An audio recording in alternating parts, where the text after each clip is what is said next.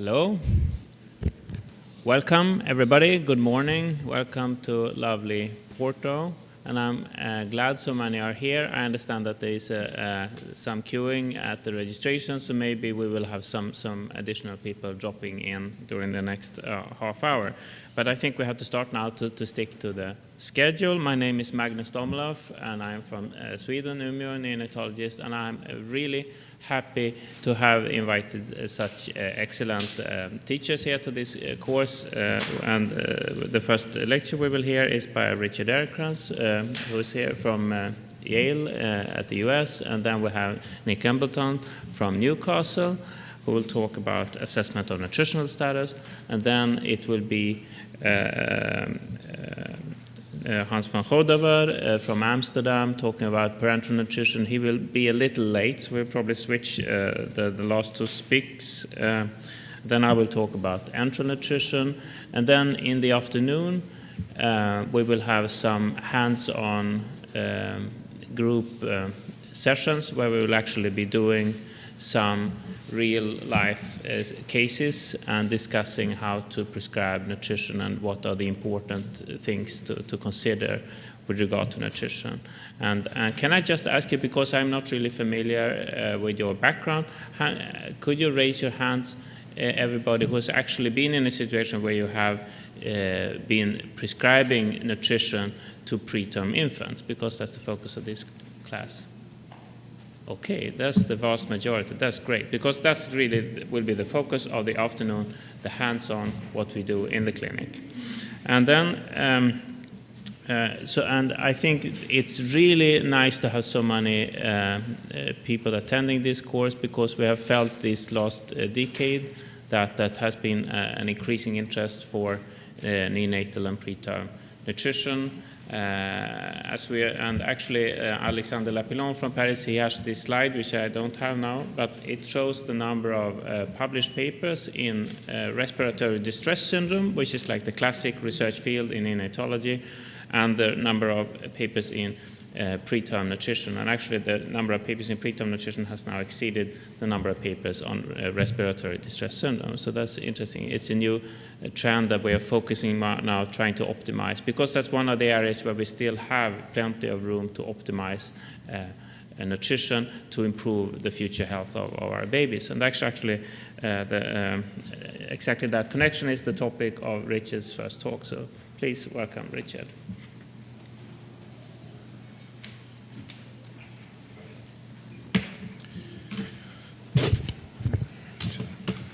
Good morning. And Magnus, thank you for a lovely invitation to come to Porto and to speak to this group. There's a lot one can say about this area, so we'll begin and hopefully have some time for questions. First of all, in the spirit of the meeting, I have no disclosures, only that I wish I did. The objectives for today's talk are going to be to review the goals of nutritional management of extremely preterm infants, to review the data that improving nutritional support during the NICU stay is associated with improved outcomes, improved growth, and neurodevelopmental outcomes, and to discuss feeding guidelines that minimize the interruption of nutritional support following birth and that improve outcomes. First of all, everybody in this room is probably familiar with the recommendation, the goal of neonatal nutrition that I've listed on the slide. This dates back to the late 70s, when it was first published by the American Academy of Pediatrics Committee on Nutrition. It's been in the pediatric handbook. It's been updated several times. Versions of it have been in the Canadian Pediatric Society and in the SPGAM guidelines. And this recommendation is basically to provide nutrients to approximate the rate of growth and composition of weight gain for a normal fetus of the same postmenstrual age, to maintain normal concentrations of nutrients in blood and tissue, and to achieve a satisfactory functional development. I view that as just a great goal, but I think we're all conscious of the fact that it takes a number of things to try to achieve it. First, we have to try to understand what is appropriate intrauterine growth? What's that rate that we're targeting? If we're going to target it, probably it's going to be that 50th percentile. And we need to understand the nutrient needs that are going to be necessary to achieve that. Unfortunately, the optimal diet is unknown, and we're going to hear more about that today. How we assess growth in babies is not standard. We'll hear more about that. And there's a lot of controversy over the feasibility and appropriateness of actually achieving these goals. This is a in utero growth curve based on estimated fetal weight gains based upon ultrasound that's used by our MFM group to monitor growth of babies that they're following. So the lowest line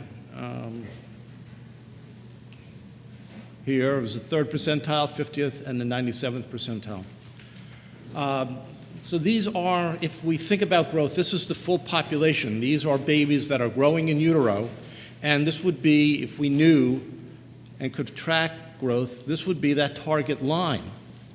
There's not a lot of data on this.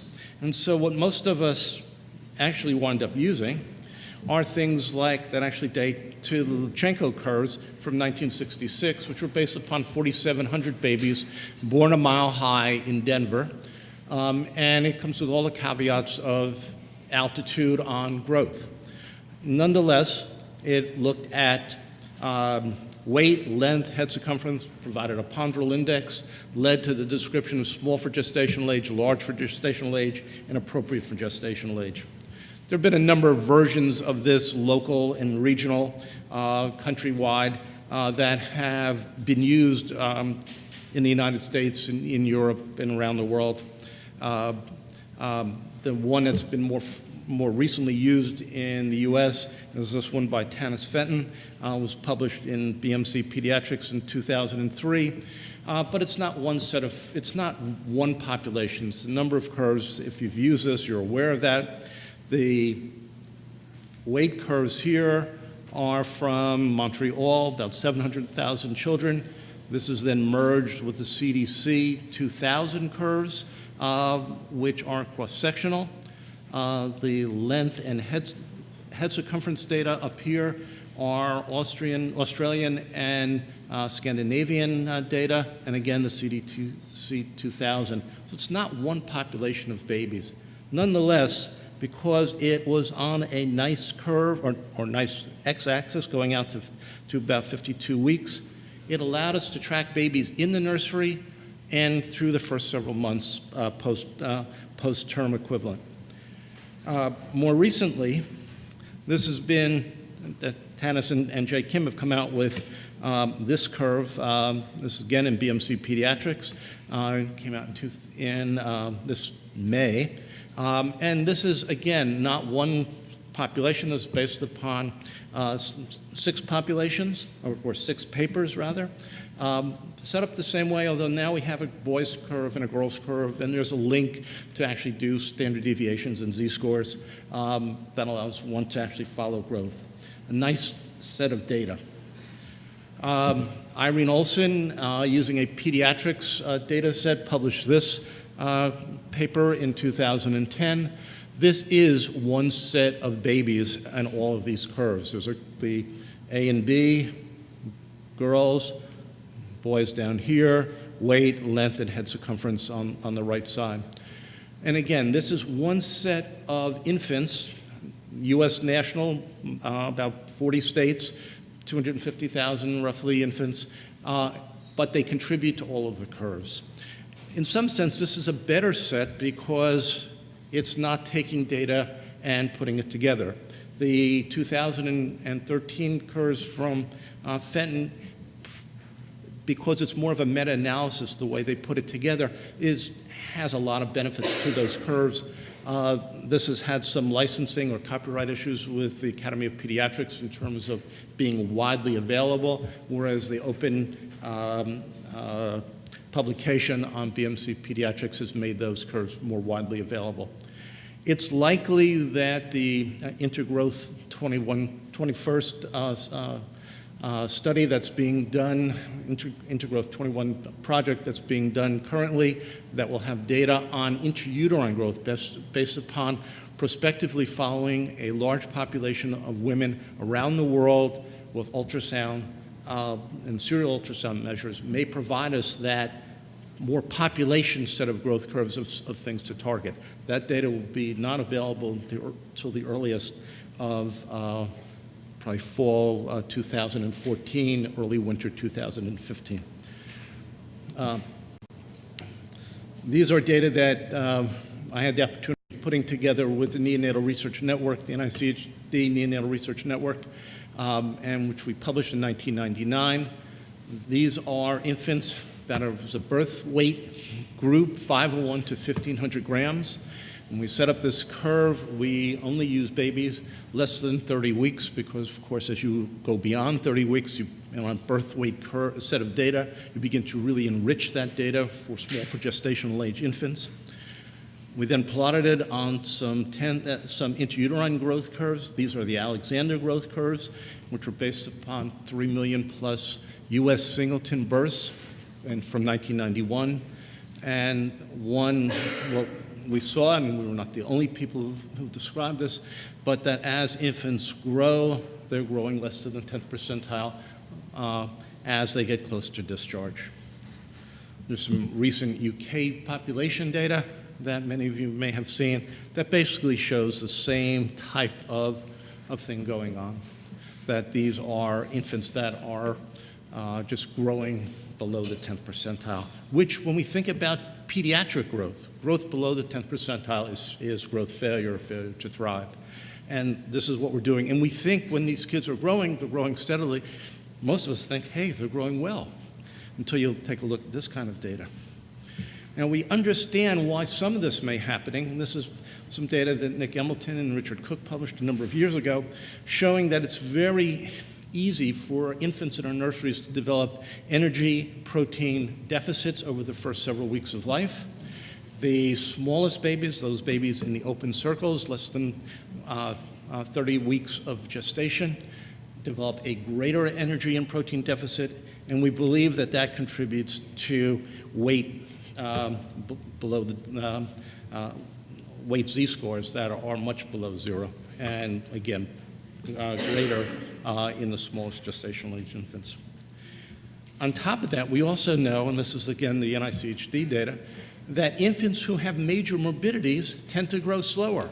Now, generally you collect this data from looking backwards. So you have a population, they have morbidities. You say, how do babies with bronchopulmonary dysplasia, with late onset infection, with NEC, how do they grow? So you have a population, NEC, BPD, versus non-NEC, versus non-BPD. And you plot these, and you come up with curves like this.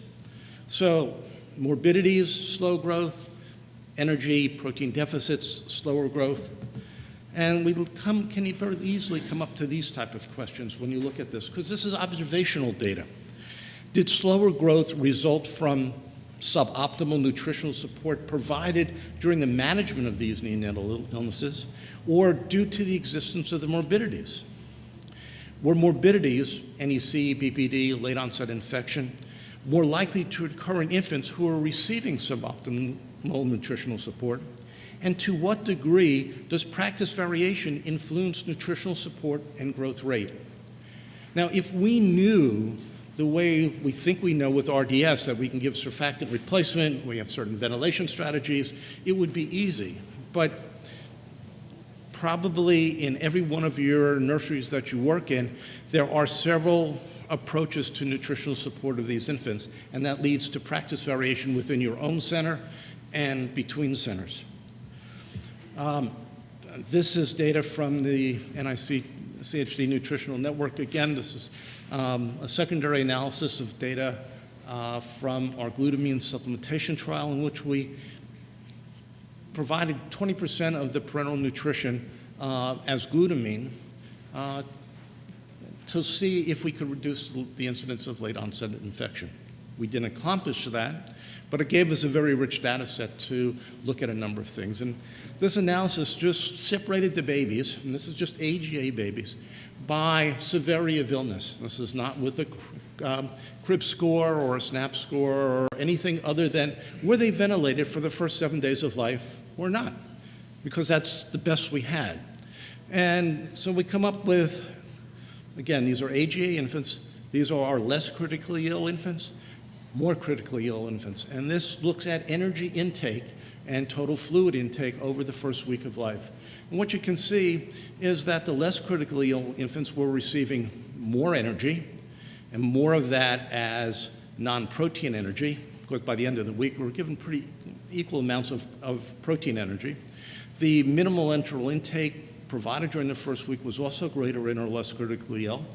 Total energy was greater, and these kids also received less fluid than our more critically ill infants. There's a little bit of a disconnect here. Why? Well, you could say, well, these kids are less ill. Of course they're going to be getting a little bit more enteral nutrition, okay? But why are these kids getting less fluid than our more critically ill infants when we also know that more fluid goes on to facilitate the development of bronchopulmonary dysplasia?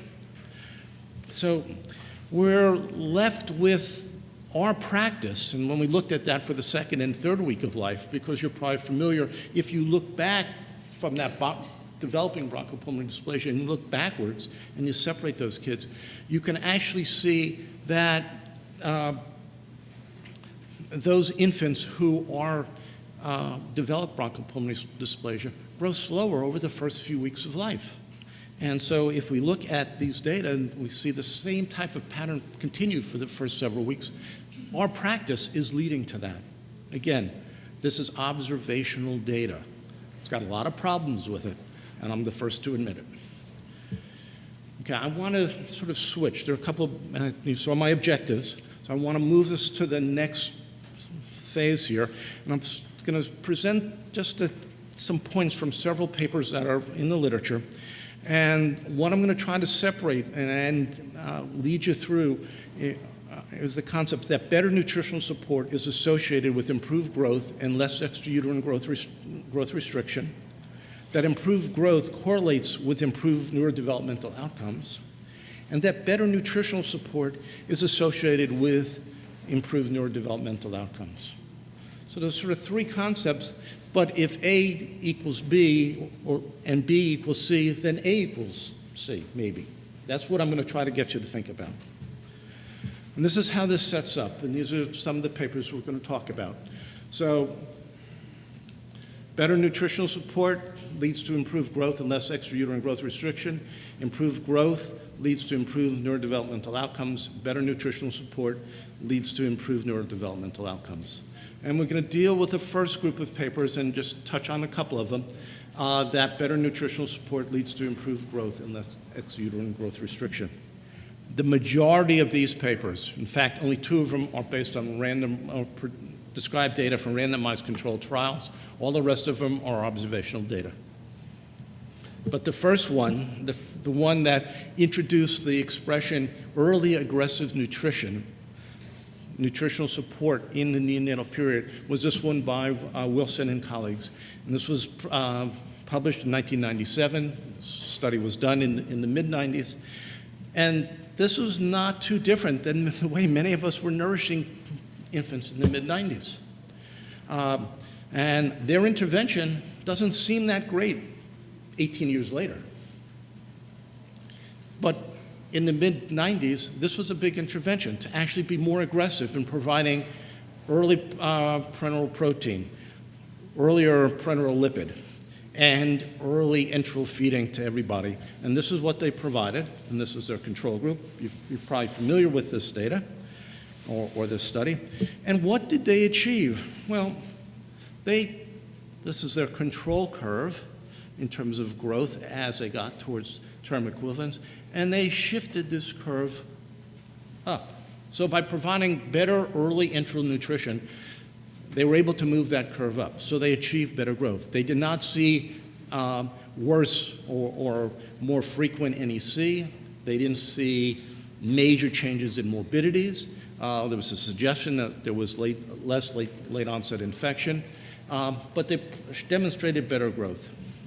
Dinerstein and colleagues, in a historical control, basically demonstrated this with a larger data set. And what you can see, this is their conventional. And this is not too different than Wilson's group, starting at day 3 with half a gram of protein per kilogram per day, half a gram of lipid on the third to fourth day of life, beginning enteral feeds when the infants were stable. We sort of know what that means. Who knows? To their more aggressive. And we know from data from Scott Denny and others that infants need about 1.5 grams per kilogram per day of protein from within the first day of life. Otherwise, they're going to start to develop that protein deficit that Nick described, because they're losing protein in the urine, and they lose that if we just give them glucose, and they lose that if they are getting a protein parenteral solution. And we need to give them this at least to try to achieve zero balance. When we give them above that, we start to put them into positive protein and nitrogen balance. They began lipids within the first 24 hours and enteral feeds. And this is the regimen. And they achieved less protein and energy deficit, as shown here, in their more aggressive group compared to their conventional group in both protein and energy. I'm not sure.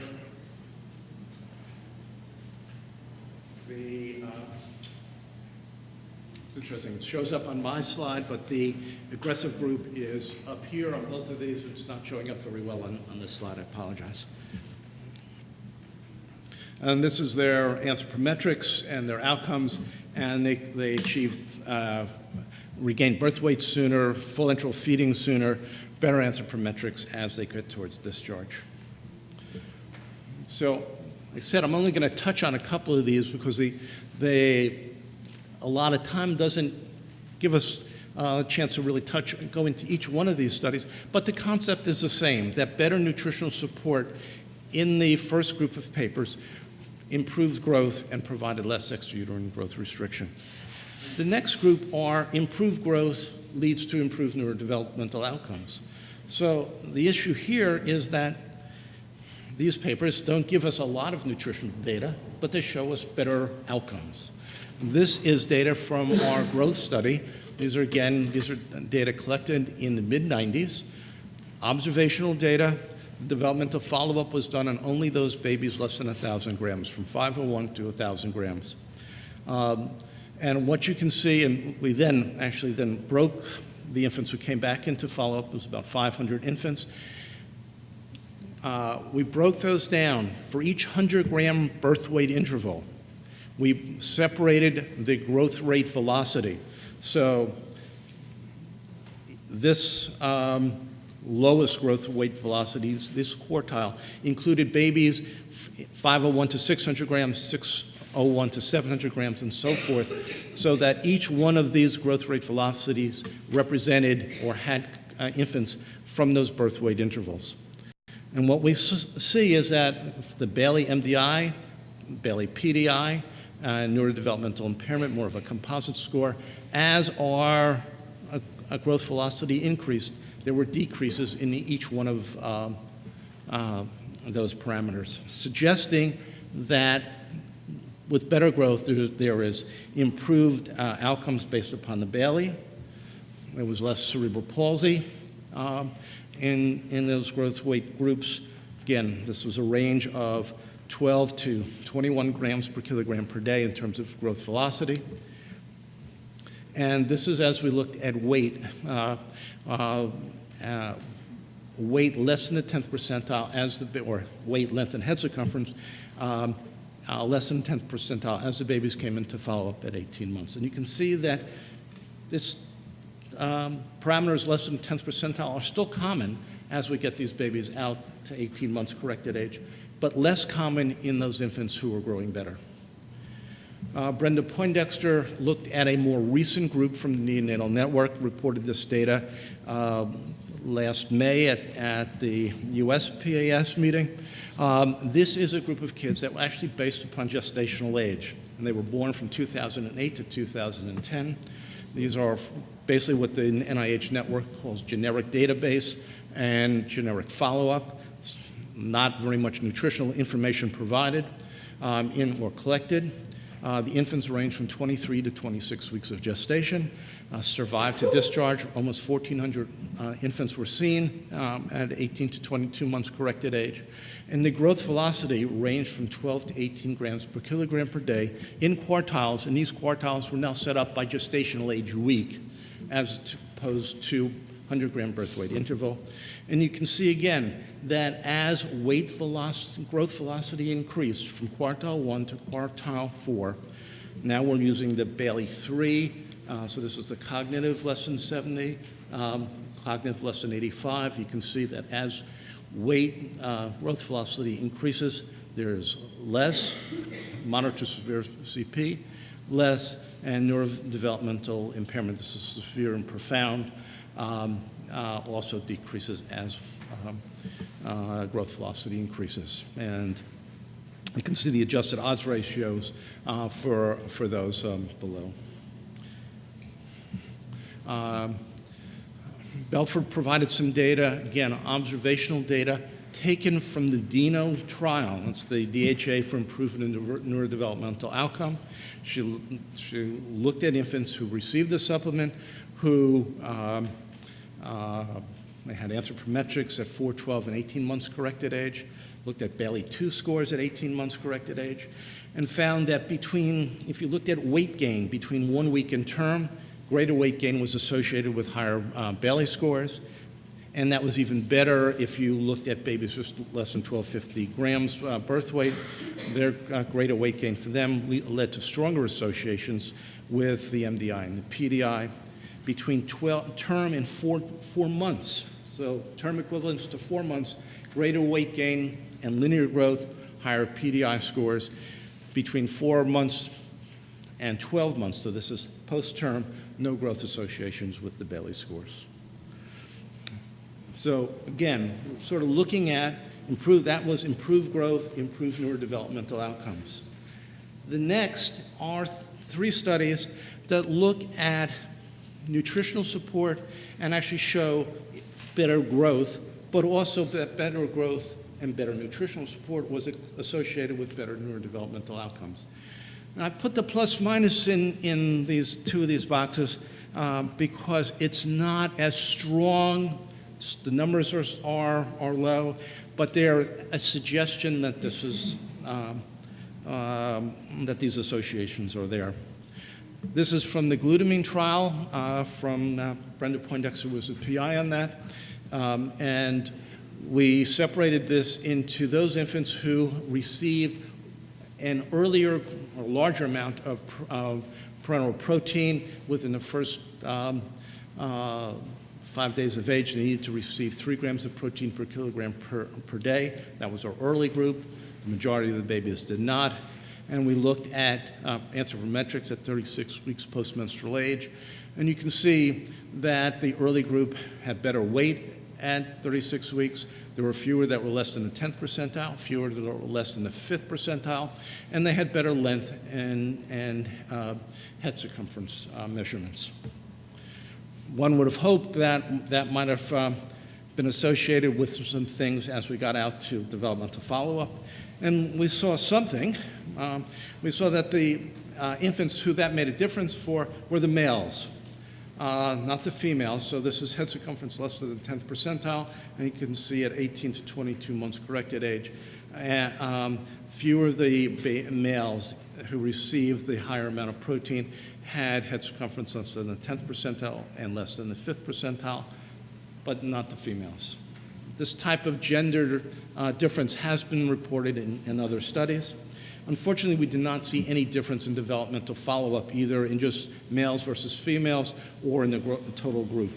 That's why I had that plus minus in there, because there was a suggestion, but it never reached statistical significance. You know, Bonnie Stevens at Brown reported data as a single center study.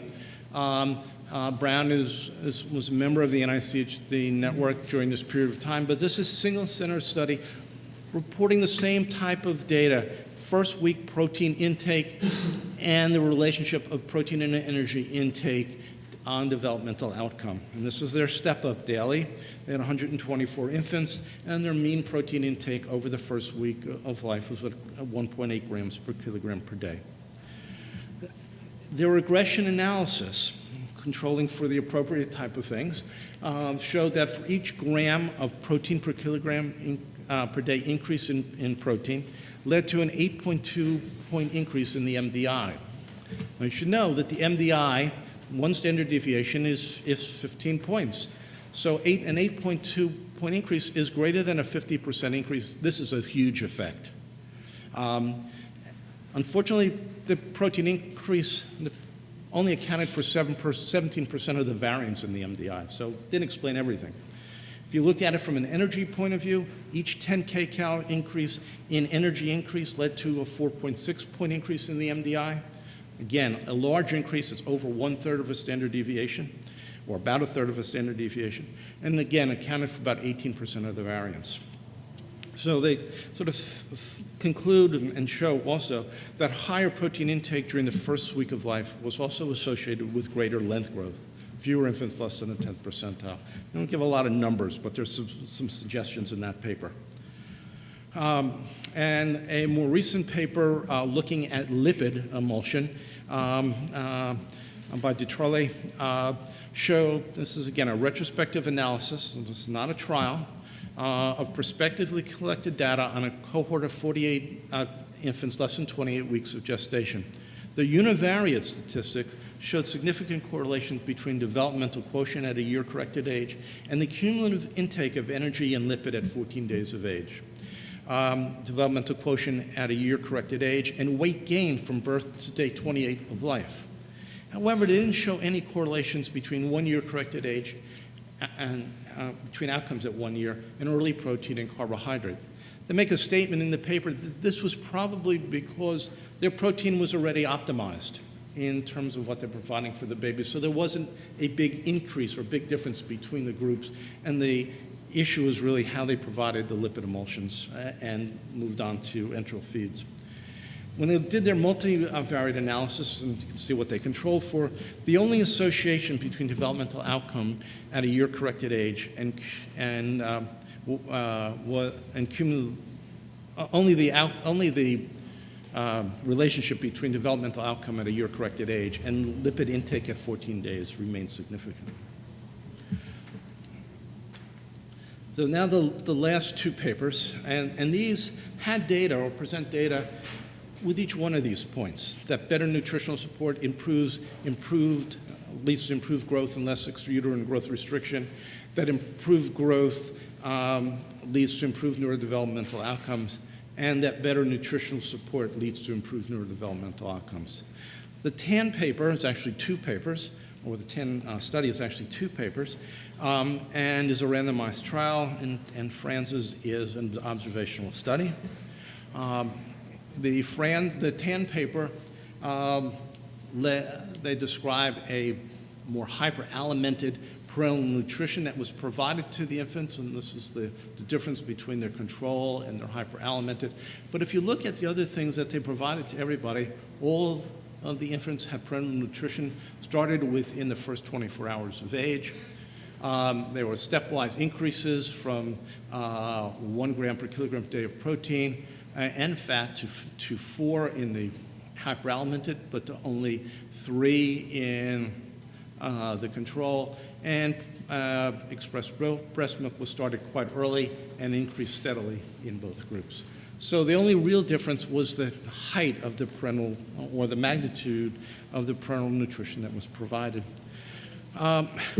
They show days to regain birth weight was improved in their intervention group, and their energy and protein intake at 4 weeks was better in their intervention group. They really didn't show as strong a relationship with respect to decreasing protein and energy deficits at 28 days of life, at 4 weeks. And perhaps, again, this is my speculation, that they didn't achieve it because when the babies reached 50% of their energy and protein intake enterally, 50% rather of their volume enterally, they stopped their TPN. They stopped their parental nutrition. and it then took them a little while to get to full enteral nutrition, and perhaps that contributed to nice data, but it might have been stronger because they show some associations in their follow-up, but I think those associations might have been stronger had they do what many of us do, continue that parenteral support until the babies are a little closer to full enteral nutrition. So these are the type of associations they found, that energy and protein energy intake and energy deficit during the first 28 days of life were associated with total brain volume at 40 weeks post-menstrual age, with MDI and PDI scores at 3 months post-term, but not at 9 months. That anthropometrics at 36 weeks post-menstrual age was associated with brain and cortical brain volumes at 40 weeks, and that weight at 36 weeks post-menstrual age was associated with both mental and motor outcomes at a year. I think it could have been stronger. The last paper that I just want to touch on before we move on to the final aspect of this, is an observational report by Franz and colleagues that showed, and this is again, this is how they fed their infants. They were all fed what they described as intensive early nutritional support that included early initiation of parenteral protein and early enteral feeds, and they had they started enteral feeds on day 1 and increased fairly steadily. And they show that if you look at things that contributed to a composite outcome score at, this was at 5.5 years of age, that there were 3 major things. IVH greater than or equal to 3 versus less than 3 contributed to 21%. This is the partial R score, partial R here. Duration of mechanical ventilation greater than 7 versus less than 7 days. 11%, and then a measure of weight gain, 3.5%. And what they found, so standard deviation at birth was significant, standard deviation score at birth rather, but the difference between discharge and birth, that weight gain was significant, not after discharge. So the in-hospital, where we have a chance to make a difference. Now, when they looked at the same data from the point of view of head circumference, they found that the in-hospital was not significant, but the out-of-hospital or post-discharge was significant, that the overall was still 3.5%. So in-hospital or during the hospitalization and after discharge is still important, and we need to continue to follow these kids after. All right, let me just move on to the last part of this, which is to discuss what I think we're now thinking about as standardized feeding guidelines that will minimize the interruption of nutritional support following birth and lead to improved outcomes. Again, trying to decrease this practice variation. Feeding guidelines should be based upon a consensus of early protein and energy, enteral nutrition, evidence-based strategies, potentially better practices, because a lot of this is not based upon randomized controlled trials, which would be still the gold standard. We need to, within these plans, develop some standardized approaches to feeding intolerance. How do you deal with gastric residuals, distension, abdominal growth if it's measured? And we need to have clearly defined strategies to maintain a steady rate of postnatal growth, adjusting nutritional support if growth starts to falter. You can break this down in a number of different ways. I've done this with looking at it from an initiation to a transition to full enteral nutrition, maintenance, and then post-discharge. And this is what we try to achieve in that first within that first 24 hours. We target a glucose infusion rate of about 6 milligrams of glucose per kilogram per minute. We look to start early parenteral protein within hours of birth. And we look at it as to providing that as a to-deliver amount. Think of it as a drug, that you want to start an amount and you want to make sure that the baby gets it. It's like ampicillin or gentamicin or whatever antibiotic you're using. You want to make sure that the baby's going to get that antibiotic. Well, we want to make sure the babies are going to get this protein and that they're going to get the appropriate amount of energy. For babies in this group of kids, less than 1,000 grams, less than 28 weeks of gestation, this is the major focus here, we're going to be providing a total fluid of about 80 to 100 mils per kilogram per day. And in our unit, we start 50 mils per kilogram per day of that. We call it off-hours TPN. You see it as starter or vanilla parental nutrition. And you want to start at least at 1.5 grams of protein per kilogram per day within this solution. And minimal electrolytes and the rest, basically glucose. This is our off-hours TPN. This is version 2. We've been using it for a number of years. It's a 10% glucose solution, amino acids. We're actually starting at 3 grams per kilogram per day, so this solution is a 6 grams per deciliter solution. So at 50 cc's per kilogram per day, we're providing 3 grams of protein, and we begin this within the first several hours of life. There are a little electrolytes in there because they come in with the amino acid salts. We do provide some calcium, no vitamins, minerals, or lipids, and this is what we're providing. Now, do they use all of that protein appropriately for anabolism? No. They oxidize some of it. We know they do because we're not really giving them enough energy. But within a little bit of time, and I've been criticized that I'm not as fast in this, but this is our unit consensus that this is based on, because you have to get everybody to buy in, and then you start to make changes to improve it. You can begin to increase that energy. So we start. We then work on increasing the parenteral protein up to 4. Most places won't go over about 4.5 grams per kilogram per day. We're really worried about potential toxicities of these. And again, some of these solutions, I mean, we use trophamine. It's based upon, if you know how this stuff is prepared, it's based upon postprandial, on a aminogram of breastfed an hour postprandial term infants. We're feeding 500 grammers of stuff. We don't know what normal amino acids are in these kids. We increase our glucose infusion rate to about 10 over the first week of life. We begin our fat emulsion within 24 hours of birth. We still start, as I said, on the lower end. There is data that starting higher, and there are reports starting at 1.2, 2.4, even up to 3 grams per kilogram per day of lipid is safe, as long as it's given in a slow amount, and you're monitoring these infants. And it's unclear how frequently one needs to monitor triglycerides. And then we increase the percent of total fluids as parenteral nutrition over the first couple of days of life. So we're not starting as older fluids are as parenteral nutrition, because if we need it to stop for some reason, we're going to not be able to provide that to deliver amount of amino acids. We initiate minimal enteral nutrition, trophic feeds, GI stim feeds. Again, as the consensus, as you build this within your nurseries, within the first 24 to 96 hours of age.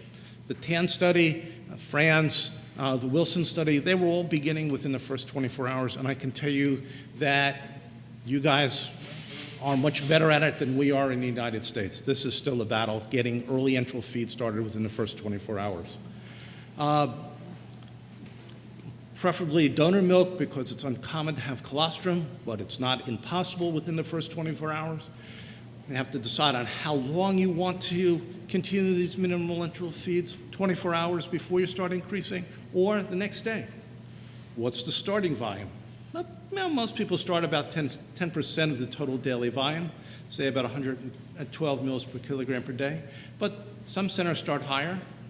The German group started at 16 mils per kilogram per day. Some have gone up as high as 20.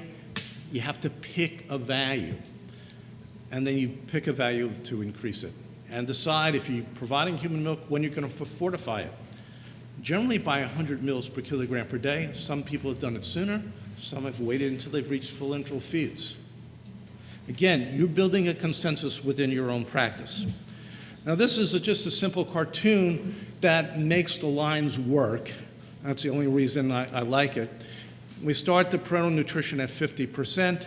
We increase it to 100% over the next 2 days as total fluid, and the other fluids decreased. So by day 4, I'm at full TPN, but at day 4, I'm also beginning my enteral nutrition, and I increased that by 10% increments.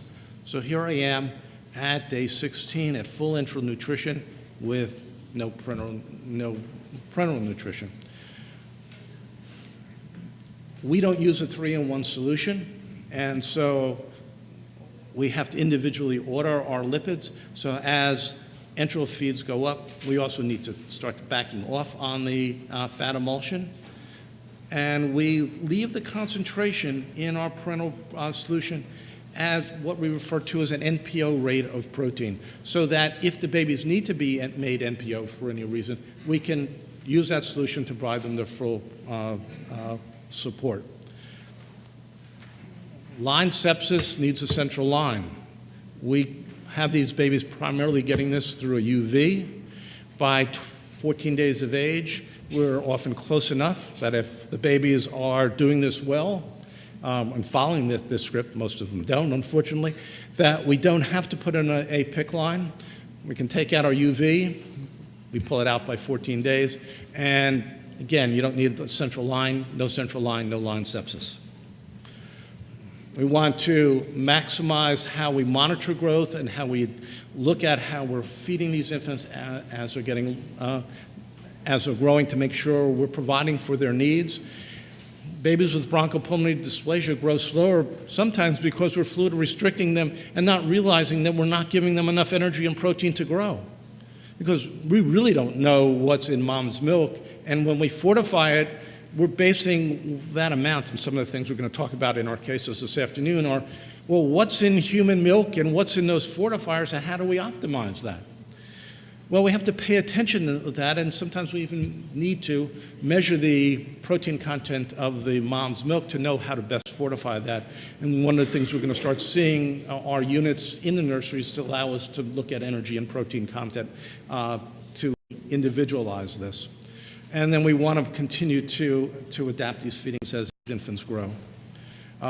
Need a set of growth curves to follow these kids. These are the Fenton 2013. As I said, they're not the only ones available. And so what do we want to achieve with this implementation of feeding guidelines? Well, what people have described, again, this is not randomized trials. We regain birth weight sooner, we achieve full enteral nutrition sooner, less need for parental nutrition. Our cumulative energy and protein deficits are reduced. There's decreased rates of late onset infection in NEC. There's improved growth, particularly anthropometrics at 36 weeks post-menstrual age and at discharge. Specifically, fewer infants less than the 10th percentile. We've used the data from that glutamine trial to actually show that this more intense approach to nutritional support may actually mediate severity of illness and leads to reduction of hospital stay. So, to summarize and conclude, extrauterine growth restriction may be unavoidable in some infants. Implementation of standardized feeding guidelines facilitates postnatal growth and improved clinical and neurodevelopmental outcomes. And growth and neurodevelopmental outcomes reflect the adequacy of postnatal nutrition. Thank you.